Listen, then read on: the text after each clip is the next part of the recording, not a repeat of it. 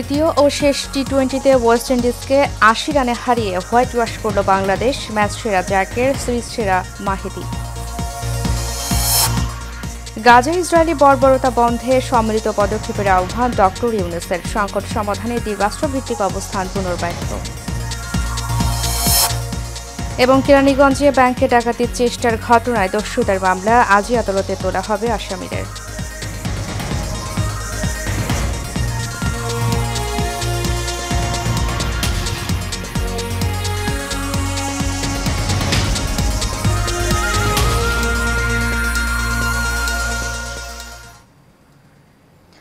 স্বাগত এশিয়ান নিউজে, সাথে আছি আমি উর্মি আক্তার। এতক্ষণ শুনছিলেন বিআরবি কেবল ইউনিভার্সিটিজ লিমিটেড সংবাদ শিরোনাম। এবারে চলে যাব পুরো খবরে। ফিলিস্তিন সংকটে দ্বিরাষ্ট্রভিত্তিক সমাধানের জন্য বাংলাদেশের অবিচল অবস্থান পুনর্ব্যক্ত করে প্রধান উপদেষ্টা অধ্যাপক ডক্টর মোহাম্মদ ইউনূস গাজা ইসরায়েলি বাহিনীর বর্বরতার অবসানে সিদ্ধান্তমূলক ও সম্মিলিত পদক্ষেপ নেওয়ার আহ্বান জানিয়েছেন। বৃহস্পতিবার মিশরের রাজধানী কায়রোতে D8 শীর্ষ সম্মেলনের একটি বিশেষ অধিবেশনে তিনি আহ্বান জানান। প্রধান উপদেষ্টা বলেন, সব পক্ষ ও অঞ্চলের বাইরে স্টেক হোল্ডারদের ইসরায়েলি বাহিনীর চলমান বর্বরতা বন্ধ করার জন্য সিদ্ধান্তমূলক ও সম্মিলিত পদক্ষেপ নেওয়ার জন্য আহ্বান জানান। অধ্যাপক ইউনূস তার বক্তৃতায় বলেন, তারা এমন এক সময়ে একত্রিত হয়েছেন যখন অধিকৃত গাজা উপত্যকা ও পশ্চিম তীরে ফিলিস্তিনি জনগণের বিরুদ্ধে 14 মাস ধরে ইসরায়েলি আগ্রাসন ও বর্বর গণহত্যা অব্যাহত রয়েছে। এই বর্বরতা ভাষায় প্রকাশ করা সম্ভব হবে না। কম করে বললে, দীর্ঘদিন ধরে মেনে চলা আন্তর্জাতিক নিয়মনীতি, আইন ও কনভেনশনের প্রতি ইসরায়েলের নির্লজ্জ অবজ্ঞায় চরম হতাশার মধ্যে আছি বলে জানান তিনি।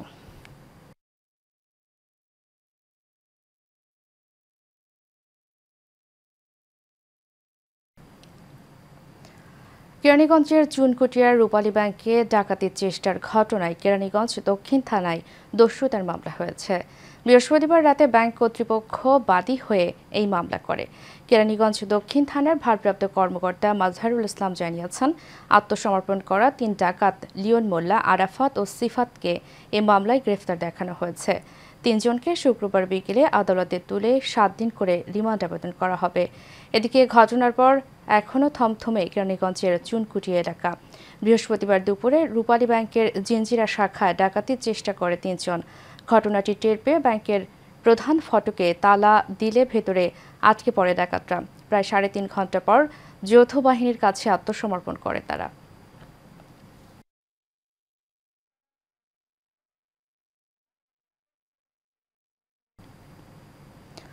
টঙ্গীতে বিশ্ব ইজতেমার মাঠ দখলকে কেন্দ্র করে সংঘর্ষের ঘটনায় তাবলিগ জামায়াতের মাওলানা সাদপন্থী নেতা মুয়াজ বিন নূরকে গ্রেফতার করেছে পুলিশ। টঙ্গী পশ্চিম থানার অফিসার ইনচার্জ ইস্কান্দার হাবিবুর রহমান গ্রেপ্তারের বিষয়টি নিশ্চিত করেছেন। তিনি জানান, বৃহস্পতিবার রাতে তাকে গ্রেফতার করা হয়। এছাড়া অন্য আসামিদের গ্রেফতারে পুলিশের অভিযান অব্যাহত রয়েছে। সূত্র জানায়, বৃহস্পতিবার রাতে রাজধানীর উত্তরা এলাকা থেকে সাদপন্থী নেতা মুয়াজ বিন নূরকে গ্রেফতার করা হয়। প্রসঙ্গত, গত বুধবার রাতে বিশ্ব ইজতেমার মাঠ দখলকে কেন্দ্র করে মাওলানা জুবায়ের ও মাওলানা সাদ অনুসারীদের মধ্যে সংঘর্ষের ঘটনা ঘটে। এতে 4 জন নিহত হয়েছেন এবং অর্ধশত আহত হয়েছেন। এ ঘটনায় বৃহস্পতিবার সন্ধ্যায় মাওলানা জুবায়েরের অনুসারী SM আলম হোসেন বাদী হয়ে টঙ্গী পশ্চিম থানায় একটি হত্যা মামলা দায়ের করেন। মামলায় 29 জনের নাম উল্লেখ সহ অজ্ঞাত আরও কয়েকশো জনকে আসামি করা হয়েছে।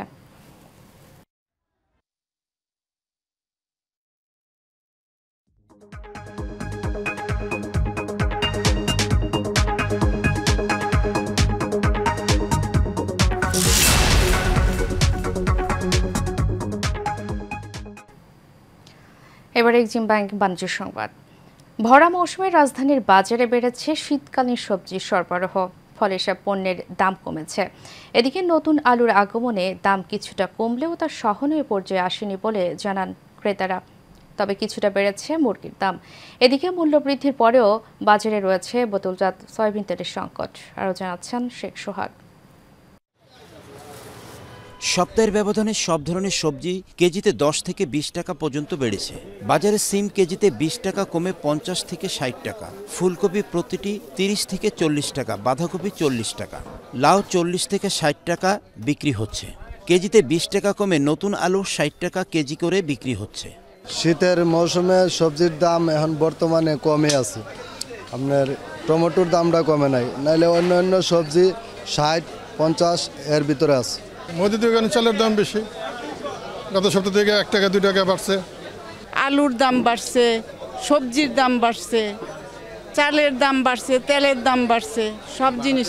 দ্রব্যমূল্য অসহনীয় পর্যায়ে আছে, মানে বাজারে এসে মানে কি কিনবো কি খাবো মানে অস্থির লাগতেছে। দাম বাড়ানোর পরেও বাজারে মিলছে না বোতলজাত সয়াবিন তেল। এদিকে দাম বেড়েছে চালের। গত সপ্তাহের তুলনায় এই সপ্তাহে একটু চালের দাম বেশি, প্রতি কেজি প্রতি 3-4 টাকা বাইরে গেছে। প্রতি লিটারে 8 টাকা করে বাড়ছে, এরপরও আমাদেরকে তেল দিচ্ছে না, আশানুরূপ তেল দিচ্ছে না। তেলটা একটু রেট বাড়তি দিচ্ছে, তা আমরা ওভাবে পাচ্ছি না। 2-3 সপ্তাহ আগে 170 টাকা ডজন ডিম বেচে, হয়তো এখন শীতকালীন সবজি আসাতে ডিমের দাম অনেক কমছে। আমরা বিক্রি করতে পারতাছি না, অনেক দাম, কাস্টমারে বুঝাইতে পারতাছি না। 320-25 আমরাই কিনছি। অন্যদিকে বাজারে মুরগির ডিমের দাম অপরিবর্তিত আছে। মুরগির দাম বেড়েছে কিছুটা, মাছের দাম কিছুটা বাড়তি বলে জানিয়েছেন ক্রেতা ও বিক্রেতা।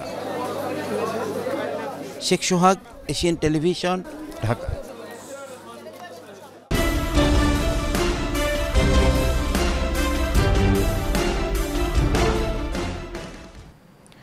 দর্শক, আবারও বাজার পরিস্থিতির খবর। প্রথমে যেমনটি বলছিলাম যে বাজার পরিস্থিতির আরও খবর জানাতে সাভার থেকে আমাদের সাথে সরাসরি যোগ দিচ্ছেন আমাদের সহকর্মী জহিরুল ইসলাম খান লিটন।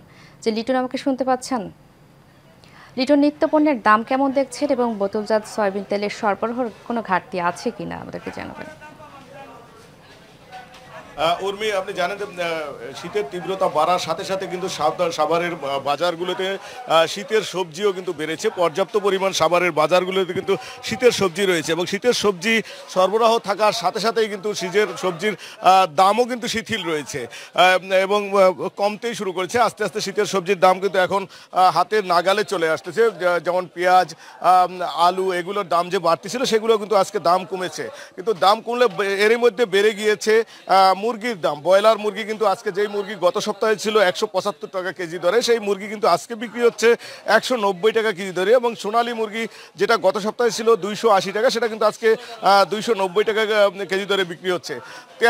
তেল নিয়ে যেন তেলেসমাতির আর কোনো শেষই হচ্ছে না। তেল নিয়ে কিন্তু বাজারের অবস্থা কিন্তু খুবই ভয়াবহ।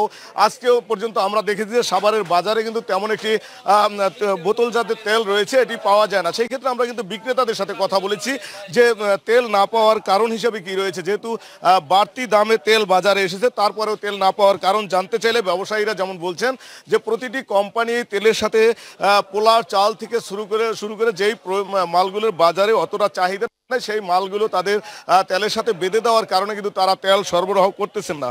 আজকে কিন্তু বাজারে খোলা তেল বিক্রি হচ্ছে 190 টাকা কেজি দরে এবং বোতলজাত তেলের দাম, যেই তেলটা 175 টাকা ছিল, সেটা কিন্তু 182 টাকা কেজি দরে বিক্রি হচ্ছে। পাশাপাশি আমরা দেখেছি যে এই যে তেলগুলো আজকে কিন্তু কিছু কিছু দোকানে শুধু তীর সয়াবিন তেলটা দেখা যাচ্ছে এবং অন্য কোনো তেল কিন্তু বাজারে আমরা দেখতে পাইনি।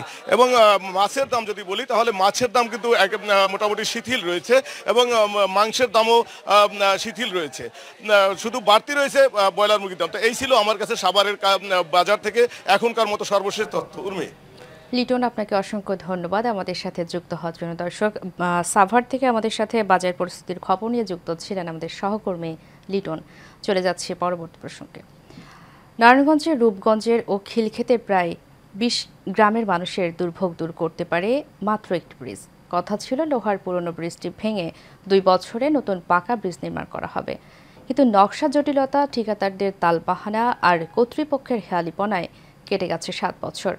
ঢাকার সাথে রূপগঞ্জের যোগাযোগ ব্যবস্থা আরও সহজতর করতে পূর্বাঞ্চলের সীমান্ত লাগোয়া ইসাপুর পাতিরা ব্রিজটি দ্রুত নির্মাণ করার দাবি স্থানীয়দের। রূপগঞ্জ থেকে মোহাম্মদ সাইফুল ইসলাম পিয়াসের প্রতিবেদনে বিস্তারিত জানাচ্ছেন আরফি ইসলাম হিমু। ইছাপুরা খিলক্ষেত সড়কটি বেশ পুরনো ও জনপ্রিয় হলেও মাত্র একটি ব্রিজের কারণে যোগাযোগ ব্যবস্থায় দুর্ভোগ পোহাতে হচ্ছে দুপারের কয়েক হাজার মানুষকে। বালু নদীর ওপর দিয়ে বয়ে চলা এই সড়কটি দিয়ে প্রতিদিন 10 শিক্ষা প্রতিষ্ঠানের শিক্ষক শিক্ষার্থী ছাড়াও যাতায়াত করে হাজারো মানুষ। আর ব্রিজটির সাথেই রয়েছে হাটবাজার, ফলে ব্রিজ না থাকায় দুর্ভোগ পোহাতে হয় স্থানীয়দের। যাতায়াতের খুব অসুবিধা, জনসাধারণের ব্রিজ হলে আমাদের অনেক সুবিধা হবে। আমরা ধরেন মাল কিনে আনতে 2000 টাকা, রিক্সা ভাড়া লাগে 200 টাকা, ব্রিজ হলে লাগলে 20 টাকা, সবার উপকার হইতো। দ্রুত এটা একটা কিছু ব্যবস্থা করার জন্য এই যে কন্ট্রাক্টররা আসে এইভাবে ফালাইছে জায়গা, ওই যে আবার একটু কাজ ধরছে, আবার কবে জায়গা, এটার কোনো নিশ্চয়তা নেই যে কবে হবে। ইপারের মানুষ ইপারে গিয়ে পড়াশোনা করতে পারি না, তাই আমরা আমাদের অনেক সমস্যা হচ্ছে। যতদিন ধরে কাজ ধরছে এটা হেউলি পড়ে আছে, কখনো 2 জন মাইসও কাজ করে না, লোকই নাই। এটা আমার স্মরণই নাই, মনে হয় 7-8 বছর হয়ে আছে স্থানীয়দের অভিযোগ 2 বছরে ব্রিজ নির্মাণের সময়সীমা থাকলেও নকশার জটিলতা ও ঠিকাদারের নানা তালবাহানায় কেটে গেছে প্রায় 7 বছর। শিক্ষা প্রতিষ্ঠান আছে, এই শিক্ষা প্রতিষ্ঠানগুলিতে ছাত্রছাত্রী একবার থেকে আরেকবার যেতে পারছে না, যার ফলে ওই ছাত্রছাত্রীদের ড্রপ আউট হচ্ছে। তবে ব্রিজ নির্মাণের কাজ দ্রুত শেষ করার আশ্বাস এলজিআইডির। আমরা ঠিকাদারের সাথে সর্বশেষ আমাদের নির্বাহী প্রকৌশলী মহোদয় অত্যন্ত এই ব্রিজটি বাস্তবায়নের জন্য অত্যন্ত শ্রম দিচ্ছেন এবং উনি অনেকবার কয়েক দফা প্রকল্প পরিচালক, ঠিকাদার এবং আমাদের সহ সবাইকে নিয়ে, কনসালটেন্ট টিম সবাইকে নিয়ে অনেকবার মিটিং করেছেন, সাইটে করেছেন, অফিসে করেছেন। শুধু আশ্বাসের বাণীই নয়, বৃহৎ জনগোষ্ঠীর দুর্ভোগ লাঘবে দ্রুত সেতু নির্মাণ কাজ শেষ করতে কার্যকর ব্যবস্থা নেবে কর্তৃপক্ষ, এমনটাই দাবি সচেতন মহলের। RV Islam Himu, Asian television. দর্শক, সংবাদ শেষ করব একজন কৃষক ও তার পোষা গরুর সাথে বন্ধুত্বের গল্প দিয়ে। শরৎচন্দ্র চট্টোপাধ্যায়ের মহেশ গল্প অনেকেরই জানা। গল্পে কৃষক গফুর সন্তানের মতো ভালোবাসে তার পোষা গরু মহেশকে। মহেশ গল্পে মালিক ও পশুর মধ্যে যে ভালোবাসা, এরই সেই গল্পের আধুনিক রূপ যেন বাস্তবে ফুটে উঠেছে বগুড়া শিবগঞ্জে। উপজেলার শিবগঞ্জ গ্রামের বাপ্পি কসাই যেখানে যান সেখানে তার পিছু হাঁটে তার মহিষটি। প্রতিনিধি সাজু মিয়ার পাঠানো তথ্য ছবিতে বিস্তারিত জানাচ্ছেন আরভি ইসলাম হিমু। বগুড়ার শিবগঞ্জ উপজেলার বাপ্পি পেশায় একজন মাংস বিক্রেতা।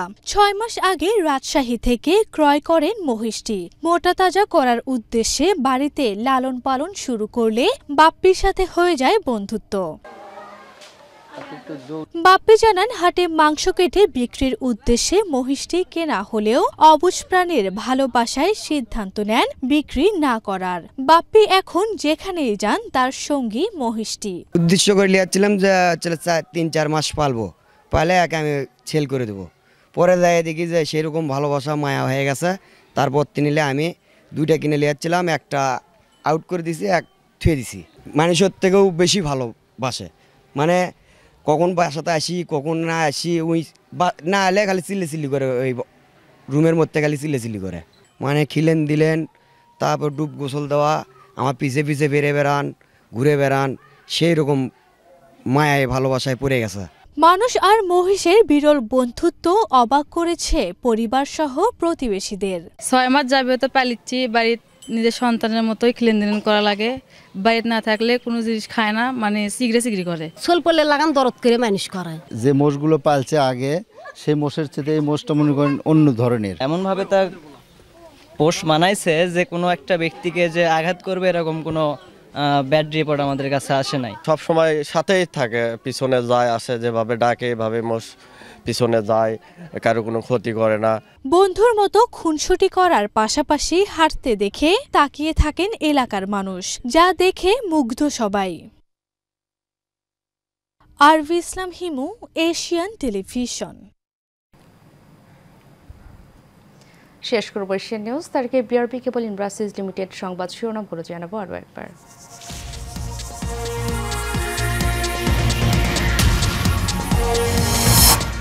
তৃতীয় শেষ টি-20তে ওয়েস্ট ইন্ডিজকে 80 রানে হারিয়ে হোয়াইট ওয়াশ করল বাংলাদেশ। ম্যাচ সেরা জাকির, সিরিজ সেরা মাহিদি। গাজা ইসরায়েলি বর্বরতা বন্ধে সম্মিলিত পদক্ষেপের আহ্বান ডক্টর ইউনূসের। সংকট সমাধানে দ্বিরাষ্ট্রভিত্তিক অবস্থান পুনর্ব্যক্ত। এবং কেরানীগঞ্জে ব্যাংকে ডাকাতির চেষ্টার ঘটনায় দস্যুতার মামলা আজই আদালতে তোলা হবে আসামিদের।